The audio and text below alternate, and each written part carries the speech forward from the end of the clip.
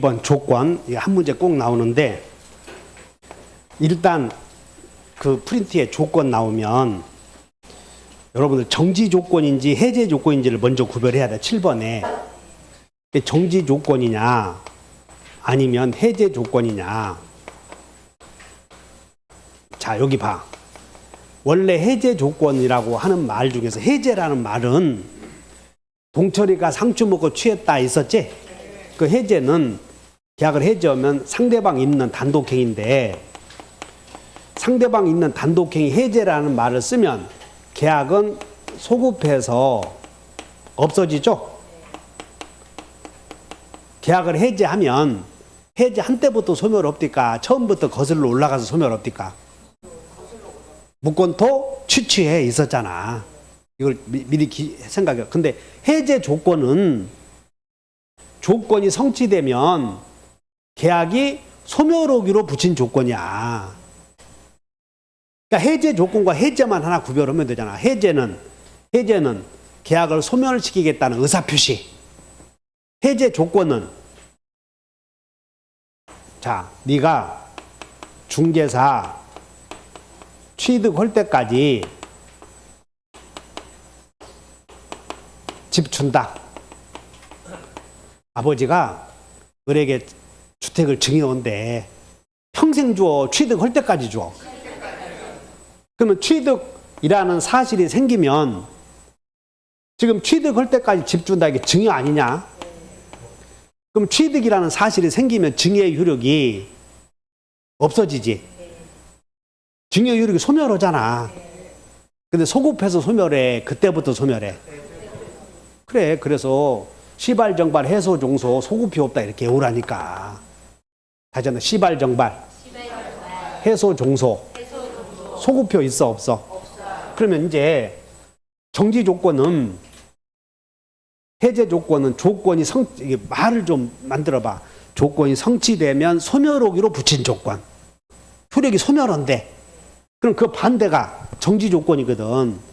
정지 조건은 효력의 발생이 정지되어 있다가 조건이 성취되면 효력이 발생. 그러니까는 에어바 시발정발 해소 종소 기본적으로 이렇게 됐나?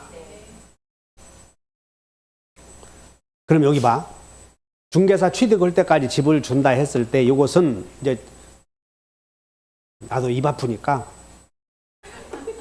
이렇게 하자. 1번이요 2번이요 이제. 응? 중개사 취득할 때까지 집을 준다 했다고. 1이요 2요? 2. 그래 2. 그러면 지금 당장 주시오 할 수 있는 효력이 생기나요? 그래, 취득할 때까지 집을 주마 했으니 지금 당장 등기해 주시오 할 수 있겠지. 등기해 주시오. 그러므로 지금 당장 본등기 하러 가자고 할 수 있으니까, 지금 당장 본등기 할 수 있으므로 해제 조건부 권리를 보전하기 위해서 가등기 할 수도 있나요? 있다 하면 안 돼. 지금 당장 본등기 할 수 있으니까. 그러나 중개사 5개 좀 해주라 이러면 알았어. 중개사 취득하거든 집 준다.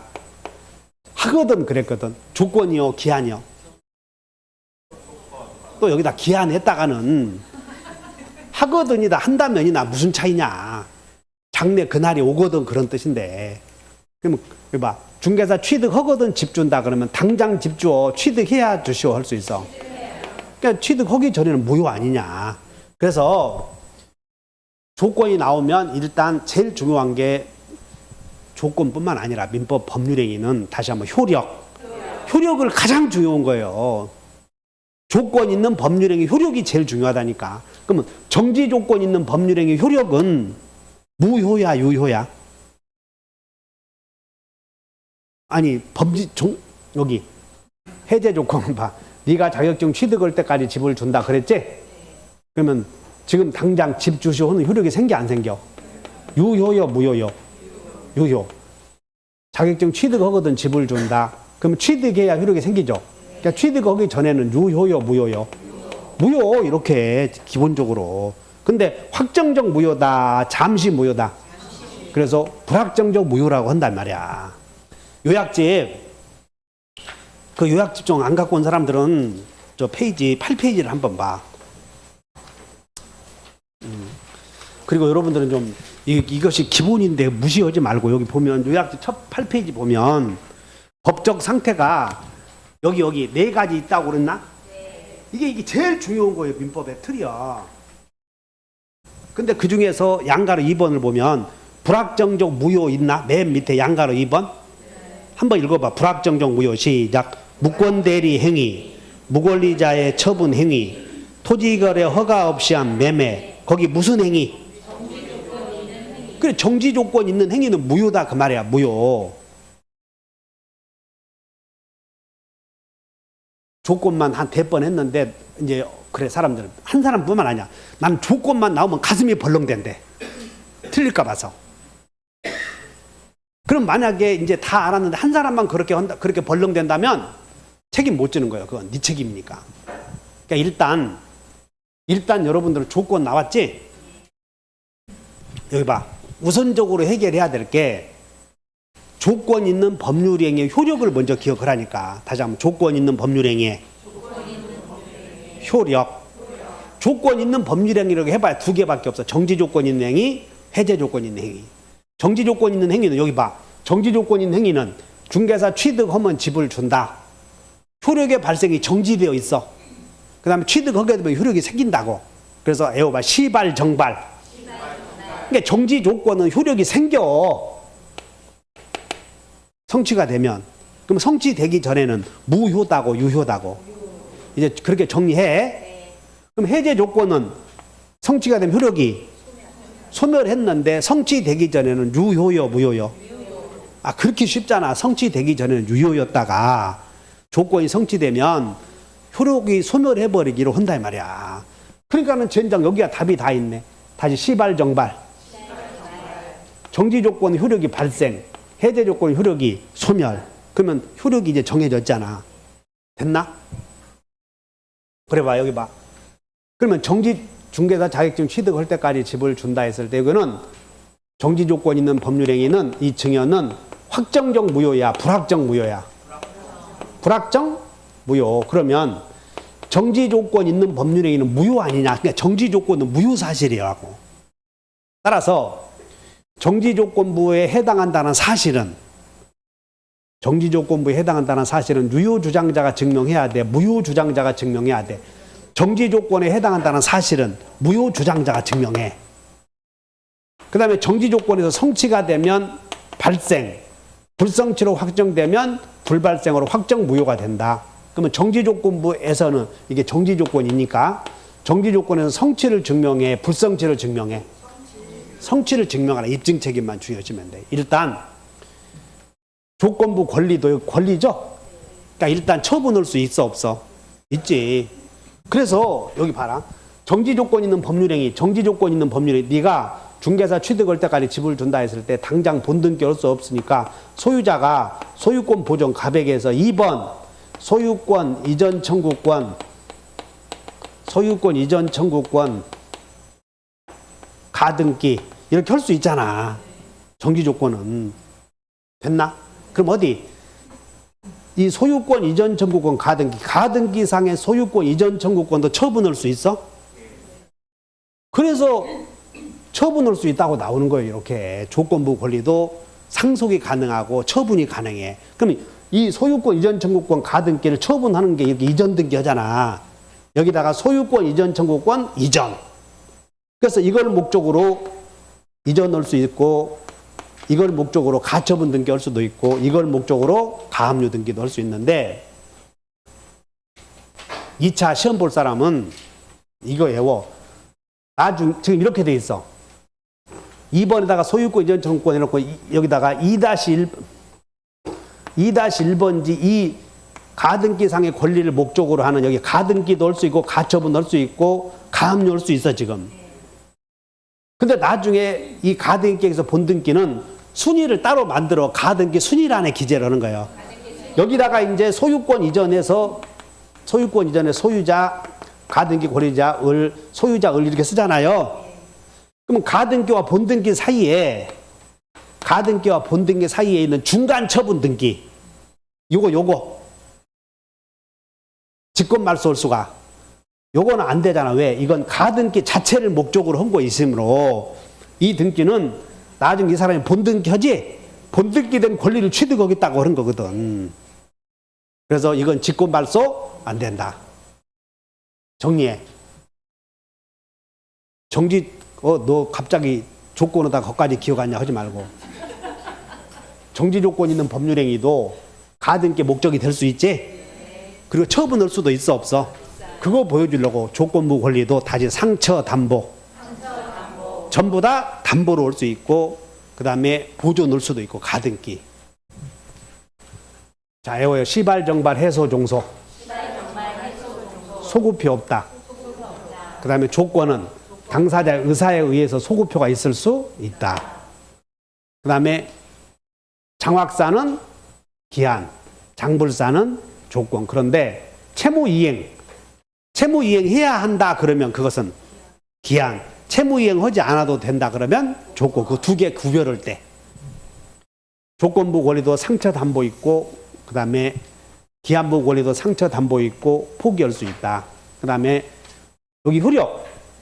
원래 불확실한 사실이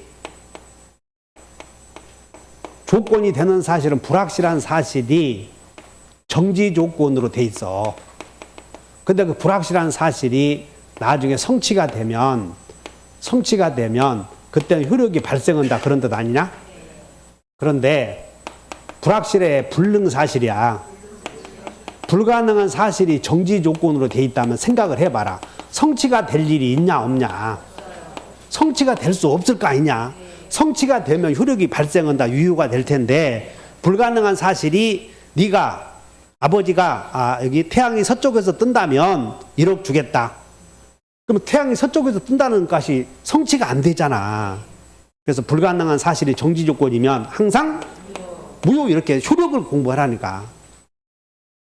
그 다음에 기성의 사실이 정지 조건으로 돼 있어. 여기 봐라. 정지 조건은 성취가 되면 유효잖아. 근데 이미 성취되었어, 안 되었어? 그러니까 이미 유효라는 거야. 기성의 사실이. 다시 정성발. 시발정발 해놓고 요 성취가 되면 요거까지 외워요. 다시 정성발이다. 그러면 정지 조건, 이미 이루어진 사실이 정지 조건으로 돼 있다면 이미 성취되었잖아요. 이미. 그렇기 때문에 기성의 사실은 있으나마나 하다 그 말이야. 그래서 기성의 사실, 자, 여기보다 기정이와 불에는 조건 없이. 이것은 조건 있는 게요, 조건 없는 행위요. 그러면 조건은 없다는 얘기는 그러면 무효라는 거다, 유효라는 거다? 유효라는 거지, 이렇게. 그 다음에 여기 봐. 기성의 사실이, 자, 해제 조건은 만들어봐. 불확실한 사실이, 조건이 되는 사실은 불확실한 사실이 해제 조건이다. 그러면 해제 조건은 성취가 되면, 자, 외워요. 해제 조건 성취되면 해소, 종소. 소멸이잖아, 소멸. 소멸한다 그 말은 무효가 되었다 그런 뜻이야. 그런데 기성의 사실이 해제 조건이 돼. 그러면 기성의 사실은 성취되었잖아, 이미. 그렇기 때문에 해제 조건은 성취가 되면 무효가 된다고 했으니 이미 이루어졌잖아요. 그럼 효력은 어떻게 결정돼? 무효. 그래서 기해무 이렇게 외웠던 거라고. 됐나?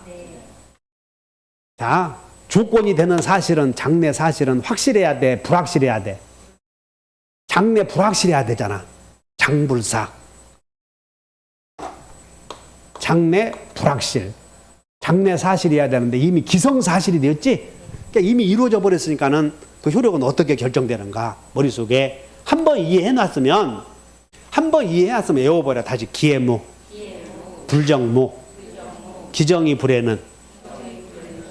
기해무, 불정무도 당연히 나와야 되지만 오히려 5번이 더 많이 나오고 틀려버려요, 여러분들이. 그냥 이것은 이 조건 어렵다 쉽다가 문제가 아니라 조건이 나오면 법률행위의 법적 상태를 무시하니까 안 되는 거예요. 그냥 유효 무효만 공부해. 여기도 조건도 유효 무효만 먼저 머릿속에 잡으라니까. 어디? 장래의 불확실한 사실이 정지 조건으로 돼 있어. 그럼 무효요, 유효요? 정지 조건은 무효. 장래의 불확실한 사실 해제 조건으로 돼 있어. 그 법률행위는 유효. 그냥 유효, 무효만 먼저 공부를 하니까 장불사가 머릿속에 들어왔어? 그리고 좀 시원하게 좀 해결해서 나중에 각종 지방자치단체 도서관에서 공부할 때 그런 걸 명쾌하게 해결해줘 봐. 그러면 그 사람들이 뭐라고 한 줄 알아? 자네도 백헌 문화생인 듯 싶네. 벌써 이렇게 해야지. 혹시 에듀윌에서 본 거 같네. 이렇게 하지 말고. 민법 딱 법률행위 나오면 법률행위 사형제 법적 상태가 머릿속에 안 들어가 있다면 백헌 문화생이 아니야. 그런 사람은. 근데 지금까지 공부했는데 이것을 또 8페이지에 있는 건 싹 생각 안 해버리잖아. 이거. 법적 상태 4가지가 있음에도 이것을 싹 깡그리 무시해버리고 다시 또 되돌아가서 있지 유튜브로 따라가 버렸어요. 여러분들이. 자, 민법 총칙은 법률행위를 배우니 법률행위는 다 같이 유효 아니면 무효. 어디 봐. 그러면 기성조건이 정지조건으로 되어 있는 법률행위는 유효요, 무효요? 웃어버리면 어떡하냐고. 불능조건이 해제조건으로 되어 있으면 무효요, 유효요? 유효. 불능조건이 정지조건이면 무효라고 외우지 않았어. 다시 기해무, 불정무. 그리고 이것이 머릿속에 해결이 안 됐음에도 불구하고 해결이 안 됐음에도 불구하고 해결된 것처럼 나가면 여러분들 스스로 머리를 기망하는 거예요. 내가 그러지 않았어. 스스로를 나에게 만족시켜 그런 얘기가 아니야. 내가 여러분들이 얘기할 때는 스스로 여러분들이 납득이 되냐, 용납이 되냐고, 스스로의 머리가 딱 이해가 가냐고. 공부를 했는데 시험에 분명히 나오는 줄 아는데 어용부용 넘어가면 그것이 만족스러워? 안 되지. 기어이 깨버려야 되고 기어이 해결하고 그 다음에 잊어먹었냐 잊어먹지 않았냐는 다음 문제예요. 근데 여러분들은 머릿속에 들어가 있지도 않았는데 잊어먹었대. 그 상당히 거짓말하고 있거든, 스스로에게. 그러니까 여러분들이 이해했냐 못했냐가 첫 단계. 그리고 잊어먹을 수 있지. 그러면 그 다음 단계라고. 그럼 이해해놨으면 여러분 스스로 암기해서 만들어 놔. 그 다음에 기한은 채무자의 이익을 위한 것으로 추정한다. 기한이익 상실 특약은 기형추이다. 형성권적 특약으로 추정한다. 요 말 아시겠나? 그 다음에 조건은 소구표가 없으나 특약에 의해서 있을 수 있고 기한은 소구표가 절대 없다. 요 소구표 꼭 한 문제 우리 괴롭히잖아요. 그럼 소구표가 나오는데도 괴롭히면 그거 몇 페이지에 있냐면 저 뒤에 넘겨봐. 소구표. 여러분 3페이지에 3페이지 제2절 보면 여기 프린트 오늘 나눠드린 거 프린트 보면 제2절 보면 소구표 유무 나오죠. 2번 타자로 나오네. 3페이지에 소구표 있는 경우 나왔지? 그 무권토 취치에 어쩌고 있었잖아. 그 다음에 소구표 없는 경우가 2번에 1번 조소는 없고 있을 수 있다. 기소는 뭐다? 절대 없다. 무효행위 추인 나오면 엄청 했잖아. 무효행위 추인은 무추세 이렇게. 그래서 소구표가 있느냐 없느냐 나오면 여러분들이 어용비용 해야 돼. 격파해 놔야 돼. 그렇게 안 해놓고 맨날 문제풀이 50번 해봐야 소용없는 거예요, 이거. 그리고 여러분들은 소구표의 의무를 배웠다면 소구표가 어느 단계에서도 우리를 틀리게 내려고 연습하고 있는지도 기억하고 있어야 돼, 머릿속에. 자, 이제 문제 풀어보자. 조건에 관한 설명이다. 옳은 것은 상대방이 동의해주면, 여러분들 동의라는 말이 나오지? 그러면 뒤에는 있다 해버리는 거예요. 동의했는데 없다고 한다면 사람도 아니야. 자, 여기다 동의. 임차권 동의 있으면 양도 올 수 있잖아, 이런 거. 동의 있으면, 여봐, 해제는, 여기다 해제는 상대방 있는 단독행위죠? 그러면 상대방 있는 단독행위나 상대방 있는 단독행 원칙이 왜냐하면 형성권은 즉시 효력이 생겨야 되잖아. 근데 형성권 행사에 조건기한 붙인다면 즉시 효력이 생기는 것과 모순돼. 그러므로 조기 붙일 수 없는데 동의해 줬지? 그래서 붙일 수 있다는 거예요. 동의해 줬으면. 동의 그러면 허용된다. 2번. 갑이 을에게 병이 죽으면 부동산 주마. 갑이 을에게 병이 죽으면 죽게. 그럼 병이 죽는다 이거 봐라. 병이 죽는다는 건 꼭 오냐 안 오냐? 조건이냐 기한이냐? 그 다음에 해제 조건이 이제 해제 조건이라고 그랬네. 해제 조건이 법률행위 성립 당시에 이미 성취할 수 없는 것이래. 그러면 이미 성취할 수 없는 것이 불능 조건이지. 불능 조건이 해제 조건이면 이미 성취가 불가능하잖아. 원래 해제 조건은 성취가 되면 무효가 되잖아요. 근데 이미 성취가 불가능하지. 그러면 유효요 무효요? 유효 그냥. 자 여기야 기정이와 불해. 이 불해라는 거 보여야 돼. 기정이 불해 이렇게. 기정이 불해가 보여야 된다고. 기정이 불해는 유효야 조건 없는 행위로서 이렇게 나온다. 유효 이렇게 나올 수도 있고 대부분 조건 없이 유효 이렇게 해야 돼. 그래서 에오바 기정이와 불해는 조건 없이 유효이다. 당사자가 여기 성취의 효력을 성취 전에 소급하게 할 의사를 표시했대. 그러면 소급표 있어야 돼 없어야 돼? 성취한 때부터요 소급해서요. 그래서 틀렸네 이런 것들은. 딱 읽어보면 그냥 소급표 물어보니까 주의하셔. 그래서 이 정도 나오면 틀리면 안 되지. 그냥 조건 나오면 여러분들 것을 정리해 놔 이제. 그래서 옳은 것은 몇 번? 1번 하나는 1번.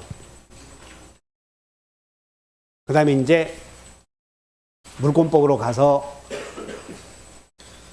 맨날 여기 미등기 취득자, 요 미등기 취득자는 미등기 건물을 단순히 매매만 한 사람이다. 대금 주고 넘겨받은 사람이다.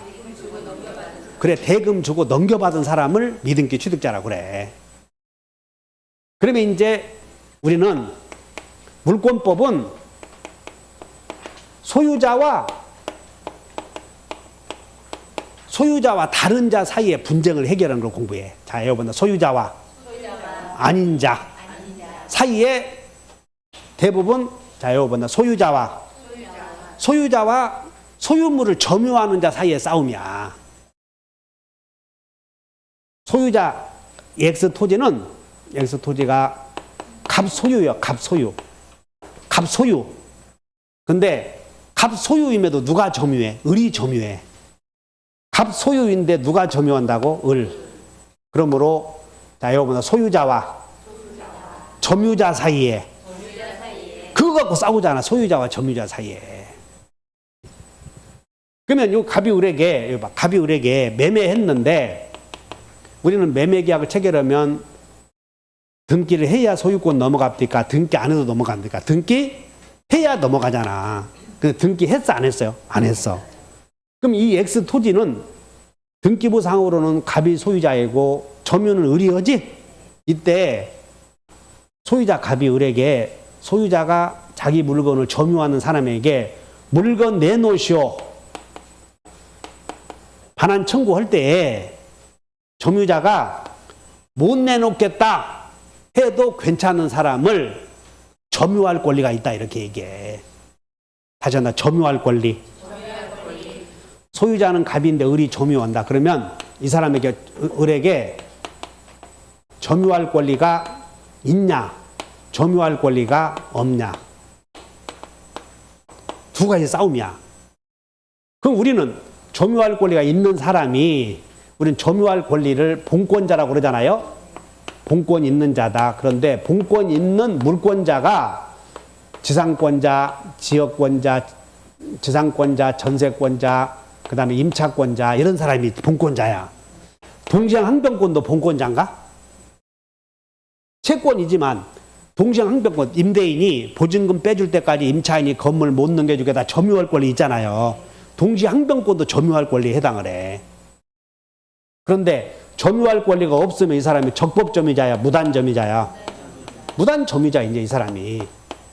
그런데 미등기 취득자는 적법점유자요 무단점유자요? 적법점유자는 법으로 보호받을 수 있는 사람. 적법점유자를 또 뭐라고도 해? 점유할 권리. 그러면 매매계약을 통해서 매매대금을 다 지급했는데 아직 등기만 못하고 점유하고 있을 때 의뢰 이제 등기해야지. 그래서 여기서 물어보는 게 소유자는 미등기 취득자에게 이제 이건 물어봐. 소유자는 미등기 취득자에게 물청, 부청, 손청 없다. 여기 물어보는 게. 물청이 있다면 이 사람은 점유할 권리가 없다는 거지. 그래서 물부손 없다. 미등기 취득자는 점유할 권리가 있다. 등청. 이제 물권법 나오면 등기 청구권이야. 등기 청구권이 물권이냐 채권이냐 따져서 등기 청구권이 물권적 청구권인 경우에는 한 개, 다시 무효취소 해제. 그거 하나만 무효취소 해제한 자의 등기 청구권은 물청이고 나머지는 채청이다. 그러면 매수인의 등청은 물청이야 채청이야? 매수인의 등청은 채청이지. 그러면 채권적 청구권은 소멸시에 걸려야 되는데 점유하고 있잖아요. 그래서 등기 청구권이 소멸시에 걸리지 않는다. 그래서 애호보다 전불소. 그 다음에 을이 점유하고 있는 이 토지의 제3자가 무단으로 건물을 지었대. 제3자가. 야, 을이 점유하고 있는 토지에 제3자가 불법으로 건물 지은 경우도 있나? 있어. 그것을 가지고 있을 수도 있나요? 물어보러 오면 너는 경험이 부족하거나 이렇게 얘기하지. 있다고 전제하는 거예요, 법적. 그러면 제3자가 무단으로 침해했을 때 미등기 취득자는 점유권에 기해서 방해배제할 수 있나요? 있지, 점유권에 기해서. 그러나 소유권에 기해서는 된다, 안 된다? 그러니까 소유권에 기해서는 직접 해야 돼, 대위해야 돼? 대위해야 돼. 그 다음에 이 을이 미등기인 상태에서 병에게 매매계약을 할 때는 이 을은 자기에게 소유자의 허락 없이도 소유권 넘겨줄 수 있는 자격이 있지. 그래서 미등기 취득자에게는 처분권이 있다. 건물을 헐어버릴 수 있고, 그 다음에 매매계약을 통해서 소유권 넘겨줄 수 있는 자격도 있어. 따라서 을과 병 사이의 매매는 자, 타인의 권리의 매매가 아니다. 그래서 처분권이 있다고 이 얘기는 미등기 취득자의 매매는 타인의 권리의 매매다. 이렇게 나오면 맞아, 틀려. 이렇게 물어본다니까. 타인의 권리의 매매에 해당한다. 이렇게. 미등기 취득자의 매매는 처분권이 있는 자의 매매이므로 타인의 권리의 매매가 아니다. 지금 설득이 되나요? 지금 요약집 한번 갖고 있는 분은 어디 있냐면 등기법에 그 64페이지에 있어요. 요약집에. 그럼 나도 참 미안하기를 한 게 이러면 책 한 권 갖고 있지. 이렇게 우려먹고 저렇게 우려먹고 막 미안해 죽겠어. 요런 거 하나 가지고 특강 들으라 뭐하라 똑같거든 계속. 문제풀이 여자 참 강의를 빙자해서 금품을 탈취하는 것 아닌가 미안하기가 이루 말할 수 없다고 이게. 그런데 그렇게 들으면서 즐거워야 되는데 항상 우울한 게 그래도 모르잖아 이게. 몰라 어떻게. 그리고 모의고사 보면 40점 맞고 50점 맞고 그러니까 어떻게 해야 될지 어찌할 바인지를 모르겠어 나도. 그리고 강의 듣고 나서 잊어먹었다 찾고 그러니까 이제는 잊어먹지 말고 사실 문제가 나오면 물권법에서는 다 같이 소유자와 비소유자 사이의 싸움이야. 지금 여기도 미등기 취득자도 소유자와 비소유자 사이의 싸움이라고 지금. 근데 이 사람이 미등기 취득자는 버틸 권리가 있는 거고 여기 처분권 물어보는 게 처분권이 있다 이 말은 바로 이어서 타인의 권리의 매매가 아니다. 그리고 건물 헐어버릴 수 있다. 그럼 이게 어떻게 연결이 되냐면 이렇게 물어봐. 이따가 문제 나올 거예요. 갑이 토지에 을이 무단으로 건물 지었대. 을이 무단으로. 그리고 이렇게 병에게 팔았대. 그럼 병이 매수해서 점유하잖아요. 이제 미등기 취득자잖아 이 사람이. 여기서 여기까지는. 그럼 미등기 취득자의 이제 을과 병 사이의 관계를 물어봐. 그 다음에 갑과 병 사이의 관계. 미등기 취득자는 건물을 헐어버릴 수 있나요? 확 밀어버릴 수 있냐고. 그게 다 같이 사실적 처분. 이게 처분권이 있어 지금 미등기 취득자에게. 그러므로 토지 소유자는 무단으로 건물을 축조하여 양도받은 미등기 취득자에게 건물을 철거시 할 수 있다니까 지금. 여기다 써. 처분권이 뭔지 맑게 못 알아들면 매매 허락 거기다가 철거권 써라. 철거권 젠장. 에이씨. 해도 너무해. 씨. 뭐라고 썼어? 이게 처분권. 아, 미안해. 처분행위에는 법률적 처분행위와 사실적 처분이 있거든. 근데 사실적 처분이 뭐냐면 철거야, 철거. 사실적 처분이 뭐? 철거. 이것도 처분 아니냐, 이런 거. 철거 없애버리잖아. 누구에게 팔아먹는 것만 처분이 아니고. 법률적 처분은 이전해 줄 수가 있어. 이전. 그러므로 소유권 이전해 줄 때, 이 소유권 이렇게 이전해 줄 때, 병이 다른 사람에게 넘겨줄 때, 의뢰 허락 받을 필요 없어. 직접 넘겨줄 자격이 있다고. 그래서 처분권이 있다, 그 얘기야. 그러므로 여기에서 매매는 타인의 권리의 매매가 아니다. 여러분, 타인의 권리 매매 나오면 애호봐. 악이라도 일대에게. 저 손해를 전혀 연결을 시켜줘야 돼. 매도인의 담보 책임에서. 권리의 전부가 타인에게 속한 경우에 매매 있었잖아요. 그때 타인의 권리의 매매가 아니다, 이게. 그 요약집 한번 보셔. 페이지 몇 페이지냐면 118페이지를 한번 봐. 요약집 118페이지를 한번 봤더니 거기 2번에 그 박스에 음영 처리된 경우에 타인의 권리의 매매 해당 여부 나오죠. 그래서 우리는 오른쪽은 알 필요 없고 왼쪽은 타인의 권리의 매매가 아닌데 왼쪽만 외워. 그게 외워봐. 미등기 취득자의 매매, 명의신탁자의 매매. 여기 봐. 명의신탁자가 누구냐면 종중이거든. 우리 여러분들 부동산 실명법에서 명의신탁의 유효인 경우도 있고 무효인 경우도 있고 두 개 있잖아요. 둘 중에 하나가 나와. 유효인 경우, 무효인 경우 시험이. 그래서 우리는 부동산 실명법상 명의신탁이 무효인 경우가 3자간 등기 명의신탁, 계약 명의신탁은 무효다 나오지? 아니면 종배종 물어보는 거 둘 중에 하나가 나오니까 어느 거 나올지 모르는 거예요. 그러면 종배종 나오면 종중 땅, 갑 종중 땅을 종손에게 명의신탁을 했대. 그러면 이건 종손과 종중 사이에서는 누구 땅이야? 종중 땅을 종손 명의로 등기했다고. 두 사람 사이에서는 종중 거라니까. 그러므로 종중이 소유권 다른 사람 매매해서 넘겨주는 것은 종손 허락받을 필요 없어. 그래서 타인의 권리의 매매가 아니다. 처분권이 있는 거예요, 종중에게. 그렇게 물어보니까 타인의 권리에, 여기 봐. 타인의 권리의 매매 해당 여부 한 지문이 꼭 나와. 타인의 권리의 매매 해당 여부. 그러면 우리 미등기 취득자 매매 한 문제 나오지. 그러면 타인의 권리의 매매가 아니다고 나와, 여기서. 그리고 명의신탁이 유효인 경우 나오면 타인의 권리의 매매가 아니다. 이렇게 두 가지를 머릿속에 정리가 되나? 그렇게 정리해 놓으셔.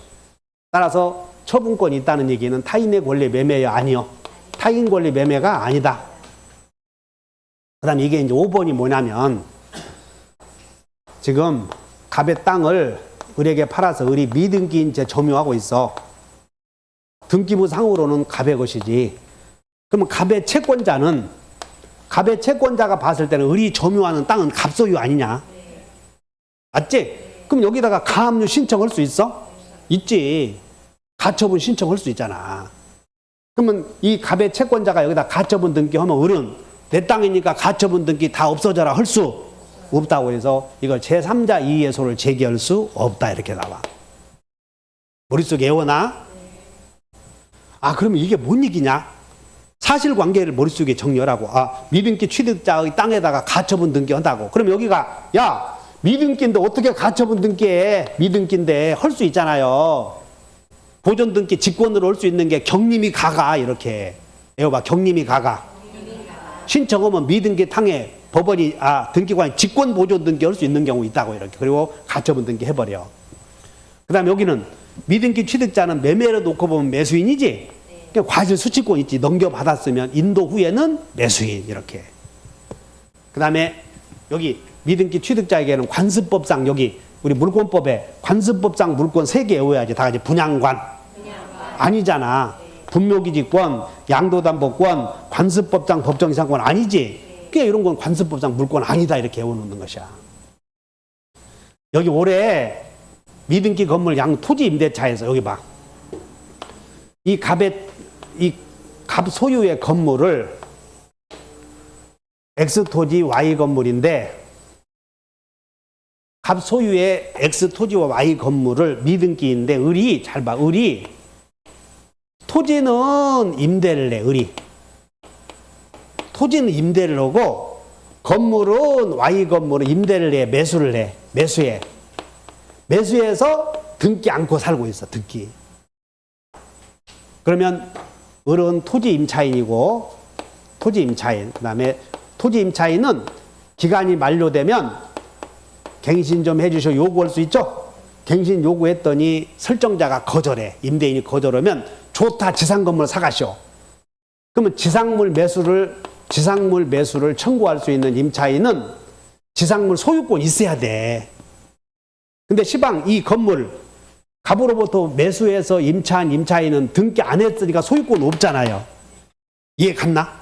그래서 사가시 할 수 있으니까 하겠지. 젠장 올해 시험에 그거 나온다고 하지 않았어. 여러분들 탓을 할 수는 없고 잘 들어. 124페이지를 펴 요약진. 124페이지에 올해 또 지상물 매수 청구권이 나오거든. 거기에 주체를 한번 보셔. 권리 10단계에서 주체 보면 지상물 매수 청구권은 오른쪽에 토지 임차인이면서 가로에 놓고 건물 소유자 이렇게 쓰여 있죠. 그러니까 지상물을 사가시 하려거든 건물 소유자인 토지 임차인이야 돼. 근데 밑에 봤더니 미등기 건물과 함께 임차권을 양수한 임차인 있죠. 이 사람이 중요한 것은 미등기 건물을 이런 경우가 갑으로부터 애초에 미등기 건물을 산 사람도 있고 또 이런 경우 X 토지를 을이 건물이 없는 X 토지를 을이 임대. 그리고 을이 건물을 축조해. 그리고 을이 건물을 축조해서 건물의 등기를 안 해. 그리고는 임차권과 함께 병이 임차권과 함께 건물을 사. 이렇게 임차권과 함께 양도 받았지. 임대인이 동의 얻어서 건물 등기했음 안 했음 이 사람도 사가시 올 수 있다는 거야. 두 경우가 있어. 그러므로 지상물 매수 청구할 수 있는 주체는 어차피 토지 임차인이겠지. 토지 임차인인데 건물 사가시 올 때 건물 등기되어 있어야 돼. 안 되어도 괜찮아. 미등기 건물 신축자라면 직거니까 할 수 있겠지만 지금 병이 축조온 게 아니라 을로부터 샀잖아요. 근데 을이 지금 소유자거든. 을이. 그리고 임차인은 지금 소유권 없지. 그랬어도 갑에게 사가시 올 수 있다는 거야. 이렇게. 그거 외워놓으시라고. 올해 예상 문제니까. 머릿속에 들어갔나? 나봐. 지상 건물 사가시 올 수 있는 임차인은 지상물 소유권 있어야 돼? 없어야 돼? 아까 지상 건물 사가시 오려고도 원칙이 지상 건물 소유권 있어야지. 원칙이. 근데 예외적으로 미등기 건물을 임차한 사람은 미등기 건물과 함께 임차권을 양도받은 사람은 소유권 없지 지금. 그래도 샀지요 할 수? 좀 외워놔 좀. 외워놓으라고. 그러니까는 한꺼번에 다 미등기 건물 취득자를 한꺼번에 다 공부해버리잖아. 미등기 건물 취득자도 미등기 건물 취득자 임차인도 지상물을 사가시 할 수 있다.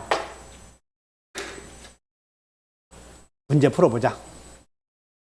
13번. 을은 병의 토지에 있는 갑소의 건물을 매수하여 을은 병의 토지, 병이 여기 봐, 병이 여러분들 그림을 그려야 돼. 항상 등장인물을 구분하지 않으면 시험이 어렵다. 그래서 병 소유의 토지에 있는 여기 토지에 있는 갑 소유 건물을 을이 뭐 했다고? 매수해서 을이 등기하고 등기 없이 점유하고 있다. 그래서 건물만 놓고 본다면 미등기 건물 취득자죠. 그러니까 이 말은 소유자와 여기를 공부하는 것이야. 여기 이렇게. 세 사람을 한꺼번에 해결할 수 있는 법은 없어. 당사자 사이에서만 법을 해결해. 그래서 여기. 그럼 갑은 을에게 건물 내놓으셔 할 수. 미등기 취득자가 점유할 권. 여기 미등기 취득자에게는 점유할 권리가 있다는 얘기는 미등기 취득자에게는 점유할 권리가 있다. 절대 그렇게 안 내. 어떻게 되냐면 소유자는 어디 있어? 어쨌든 여기 봐. 을로부터 5번. 을로부터 다시 이렇게 병이 샀대 이렇게. 을로부터 건물을 다시 매수하여 점유하고 있는 정에 대하여 소유자 갑은 내놓으시오 헐수. 그렇게 물어본다니까 시험 물어보는 게. 미등기 취득자에게 여러분들 시험에 미등기 취득자에게 점유할 권리가 있다고 나왔을 때 미등기 취득자는 점유할 권리가 있다. 시험에 그렇게 내지? 안 해 절대. 소유자는 미등기 취득자에게 물부손 있냐 없냐 이렇게 물어보는 거라고. 그래서 여기는 5번 보면 이거 봐. 건물 소유자는 미등기 취득자나 전득자에 대하여 물부손 없다 이렇게 물어본다니까. 그래서 있다 틀렸지? 틀린 것은 몇 번이요? 그리고 유튜브 보면 답부터 보자고 하는 사람이 있어. 거기 보고. 그 지가 외워서 문제 푸는 거지. 어떻게 여기가 답이 있는 줄 아냐 우리는. 말 이렇게 못 알아듣지? 어차피 위에서부터 읽어보잖아 우리는. 시험 볼 때 여기가 답인 줄 알고 여기서부터 보는 사람이 있어? 그 유튜브 보는 사람들 여러분들 다 그거 잘한다고 박수 치는 사람들 보면 30점씩 나오잖아 다. 자, 여기 봐. 그럼 요 상태에서 봐. 갑의 채권자는 X 건물에 대하여 갑의 채권자가요. 갑의 채권자가 을이 점유하고 있는 물건에 대하여 강제 집행을 하면 을은 이의 제기하지? 이해하셨지? 을은 제3자 이의 소를 제기할 수 없다 그 말이야. 어차피 갑의 것이니까. 둘째, X 건물로 인해 병의 토지가 이 건물로 인해서 불법 점거 당하고 있다면 병은 건물 철거를 을에게 철거라 할 수 있나요? 그러니까 을이 미등기 취득자에게 철거권이 있다고 그랬나? 그거 묻는 거예요. 철거권이 있다 이렇게. 근데 만약에 을이 임차인이라면 임차인은 철거권이 없지. 그러니까 임차인에게는 퇴거만 청구해. 쫓아내고 철거 청구한다. 그래서 점유할 권리가 있다. 그 다음에 여기는 점유할 권리 물었어. 처분권을 물었어. 미등기 취득자는 처분권. 세 번째, X 건물의 점유를 방해하는 자. X 건물의 점유를 방해하는 자. 을은 지금 점유권 있죠? 점유권에 의해서 방해자가 행사할 수 있다. 여기는 점유권에 의해서 하는 거다. 그 다음에 을은 X 건물로부터 생긴 과실을 수취한. 여기는 매도인과 매수인 사이죠? 그러니까 인도 후 매수인 이걸 묻는 거예요. 인도 후 매수인. 여기는 매매했고 인도 후에는 매수인이 과실을 수취하는 거라. 매매를 물어봤던 거라고. 맞지? 그 다음에 갑은 을로부터 토지를 매수하여 점유하는 제3자에게 물부손 없다. 그걸 물어봤지. 그래서 있다. 그래 틀렸네. 미등기 취득자 물어봤어. 그 다음에 미등기 취득자는 주로 언제 나오냐면 또 이런 경우가 나와. 자, 갑의 X 토지를 을이 매매를 해. 그리고 점유하고 있다가 병에게 등기 없이 점유하고 있다가 매매해서 또 병에게 이렇게 넘겨주는 경우. 그러다 보니까 등기와 관련되어 있는 경우는 중간을 건너뛰고 등기할 수 있는 중간생략 등기가 통하느냐 그런 거야 이게. 그러면 중간생략 등기는 물어보는 게 등기 청구 방법 물어보거든. 그러므로 최종 매수인은 최초 매도인을 상대로 3자 간 합의가 있으면 직접 또는 대위. 합의 없으면 직접은 없고 대위 있고 요거 물어보잖아. 자, 15번은 그 문제가 아니네. 갑소유의 토지에, 자, 갑소유의 14번도 안 했어요? 14번. 토지거래 허가구역 밖에 있는 토지에 대하여 최초 매도인 갑과, 그러니까 최초 매도인 갑, 중간 매수인 을, 그 다음에 최종 매수인 병 사이에 순차로 매매 계약이 체결되고 이들 간에 그러니까 3자 간이 아니지. 이들 간에 중간 생략 등기 합의가 있었다. 그러면 이 상태에서는 을은 미등기 취득자 아니냐? 만약에 점유하고 있다면 미등기 취득자. 그러면 소멸시에 걸리지는 않는다 이렇게 물어보겠지. 미등기 취득자라면. 아니면 중간 생략 등기 합의가 있더라도 삼자간 합의가 있더라도 을의 갑에 대한 등기 청구는 소멸하지 않는다. 그래서 여기는 보니까 여기 봐. 을의 갑에 대한 등기 청구는 소멸하지 않는다고 했는데 여기 봐. 소멸시효를 물었어. 소멸시효가 아니야. 소멸시효 물어본 게 아니잖아. 그냥 지금 이 사람이 점이 오고 있다 그런 건 전제하지 않았기 때문에 단지 삼자간 합의가 있더라도 중간 매도인의 최초 매도인에 대한 등기 청구는 소멸하는 것은 아니다. 그냥 물어봤지 소멸시효 물었던 게 아니야. 이건 만약에 점유하고 있다면 소멸시효 걸리지 않겠지. 갑을 간의 계약이 행위 무능력, 제한 능력을 이유로 적법하게 갑을 간에 이렇게 취소되면 갑을 간에 취소되면 여기서 취소라고 하는 게 나왔는데 취소가 행위 무능력 여기 그때가 23회 때니까 이게 행위 무능력자라는 말을 썼어. 그때는. 지금 뭐라고 쓰냐면 행위 무능력을 제한 능력으로 바꿔야지. 그러면 제한 능력 취소죠.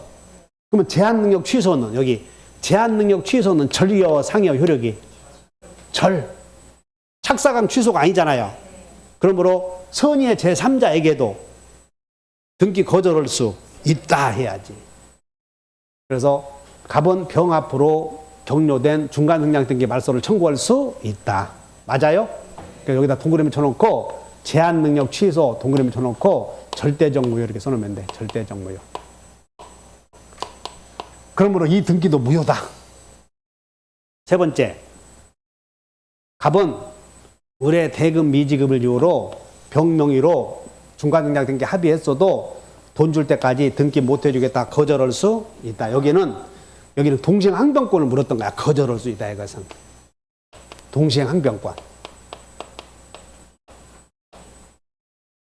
세 번째, 갑과 을과 병이 순차적으로 합의를 한 경우 병은 갑의 동의가 없더라도 이 말은 잘 봐. 중간 등기 등기가 여기서 여기 봐. 이들 간에 봐. 동그라미 쳐봐. 이들 간에. 그러니까 이들 간에니까 삼자간 합의요. 그냥 자기들끼리요. 삼자간 합의라는 말이 없어. 그래서 순차적으로 한 경우 병은 여기 이렇게 합의했고 이렇게 합의했다는 거예요. 여기 이렇게 합의가 있었다는 건 없어. 그래서 여기 순차적으로 한 경우 병은 갑의 동의가 없지. 그럼 여기 합의는 없었다는 거거든. 그러면 직접 할 수는 없다 해야 돼. 없다. 갑을 상대로 있다 틀렸고. 그래서 4번이 틀렸네. 5번 중간등량 등기 합의 후. 여러분들 잘 봐.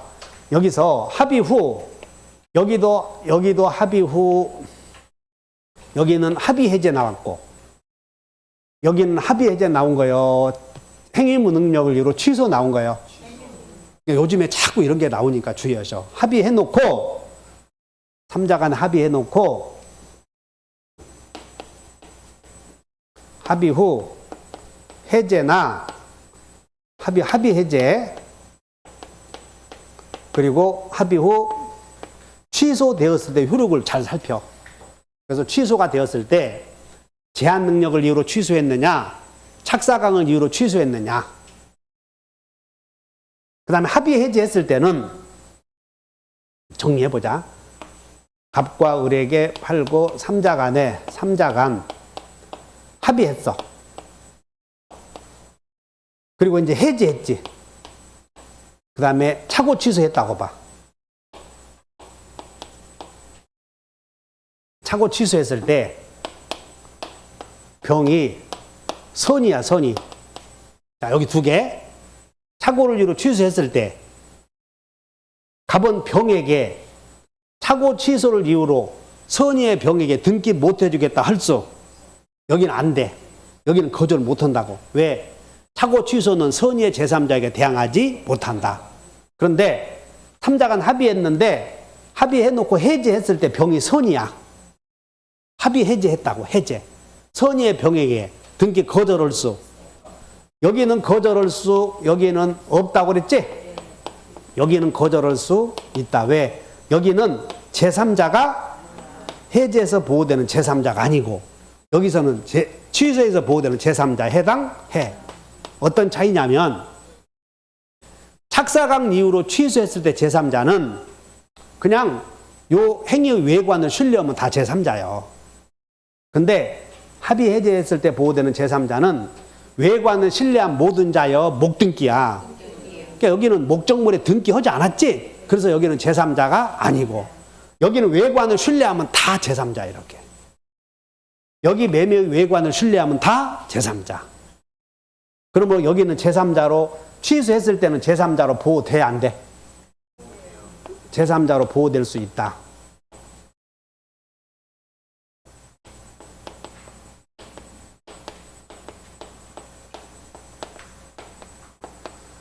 여기는 제3자로 보호받을 수 있다. 여기는 제3자로 보호받지 못한다. 왜? 여기는 어째서? 여기는 해지했을 때 보호되는 제3자는 목적물 자체에 관하여 등기 헌자야. 목적물 자체.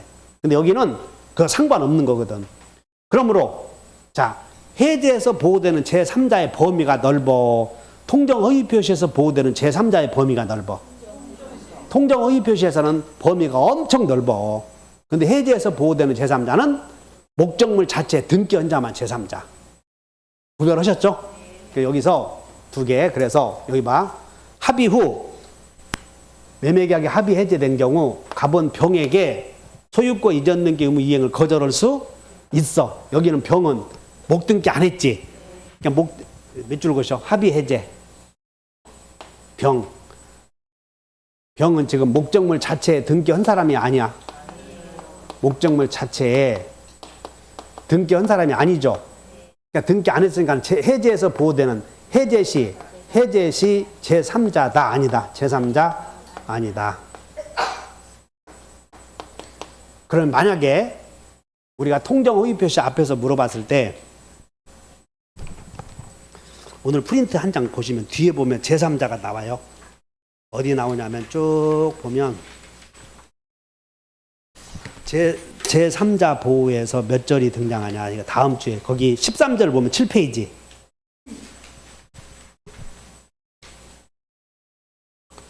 그 13절 보면 제3자 보호를 한번 다루거든. 거기 보면 뭐 반사일의 경위, 명의신탁, 취소, 그거 보면 5번 해제 나오죠. 해제.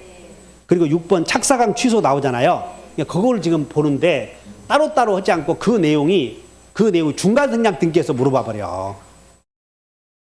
해제와 제3자, 취소와 제3자에서 그 내용을 어디서 물어본다고요? 중간 생략 등기에서 물어보니까 여러분들이 그걸 머릿속에 정리를 해둬.